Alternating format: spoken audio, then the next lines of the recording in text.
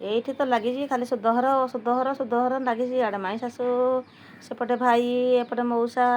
ଆଉ ଆଗରୁ ବାହାଘର ତ ଏତେ ଅସଂଖ୍ୟ ବାହାଘର ମୋ ଘରେ ମାନେ ଠିକରେ ମାନେ ମାସେ ଖଣ୍ଡେ ବି ମୁଁ ରହିପାରୁନି। ତାପରେ 4 ଦିନ ଯାଉନି କୁଆଡ଼େ ଯାହାହେଲେ ଗୋଟେ ଆସିବ ଖବର। ଆଉ ଗୋଟେ ସପ୍ତାହ ତ ଯାଉନି। ଏଇଠି ନାଗେ ଗୋଟେ ମାନେ 15 ଦିନ ଭିତରେ 3 ଜଣ ମଲେ। କେତେ କ'ଣ କରିବ? ବ୍ୟବହାର ଦେଇତେ ହାରାସ ହେଇଗଲାଣି ମଣିଷ। ମୋ ପିଲାଟାକୁ ଛାଡ଼ିକି ଆଜି ମୋ ମନ ବହୁତ ଦୁଃଖ।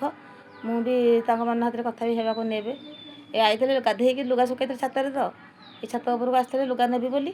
ସେ ଲୁଗାଟାକୁ ଉଠେଇକିରି ଥୋଇଛି, ଗରମ ଲାଗିଲା। ଏଠି ଗୋଟେ ଘର ବନେଇଛନ୍ତି, ପବନଟା ବି ବଢ଼ିଆ ଛାତରେ ହେଉଛି। ଲୁଗାପଟା ଶୁଖୁଛି କେଡ଼େ ସୁନ୍ଦର ଦେଖୁନ। ଆଉ ମୁଁ ଏଠି ବସିଯାଇଛି, ମୁଁ ଯାଉଛି ଟିକେ କଥା ହେଇଯିବି। ଆଉ ମୋ ତ ଗୋଡ଼ ସବୁବେଳେ ମୋର ଏଇ କଷ୍ଟ, ମୋର ଯନ୍ତ୍ରଣା ଏଇ ଗୋଡ଼ ଯୋଗୁରୁ।